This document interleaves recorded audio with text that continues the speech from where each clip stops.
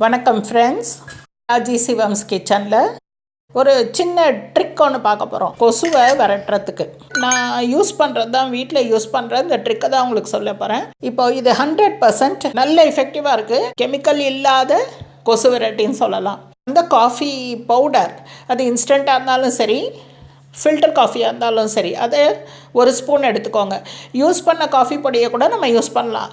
ஃபில்டரில் போட்டு வச்சுருக்கோம்ல, அந்த ஃபில்டர்லேருந்து எடுத்து நிழலோட்டமாக காய வச்சு அதை கூட இதுக்கு யூஸ் பண்ணிக்கலாம். ஒரு ஸ்பூன் காஃபி பொடியை ஒரு ஸ்டீல் பிளேட்டில் போட்டுக்கலாம். அது இம்பார்ட்டன்ட். ஸ்டீல் பிளேட்டில் போட்டு நல்லா ஸ்ப்ரெட் பண்ணி விட்டுருங்க. அதுக்கு மேலே இந்த கற்பூரம், சுவாமிக்கு கற்பூரம் காட்டுவோம்ல, அதே கற்பூரம் தான், அதை கொஞ்சம் எடுத்துக்குவோம். இதை நல்லா தூள் பண்ணி, கையாலேயே தூள் பண்ணி அது மேலே நல்லா தூவி விட்டுருங்க.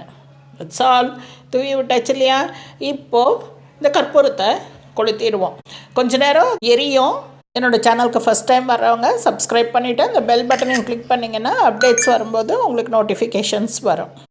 எரிஞ்சப்புறம் இப்போ பார்த்தீங்கன்னா அணைஞ்சிருச்சு. பார்த்தீங்களா? கற்பூரம்லாம் அணைஞ்சிருச்சு. ஆனால் இந்த காஃபி பவுடர் மெதுவாக இந்த கனல் சொல்லுவோம்ல, அந்த கனல் இருக்குது.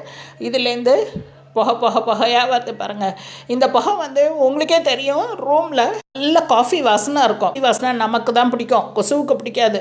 துண்டை காணும், துணியை காணும்னு ஓடிடும். இது ஒரு 4-5 மணி நேரம் அந்த கனல் இருந்துகிட்டே இருக்கும்.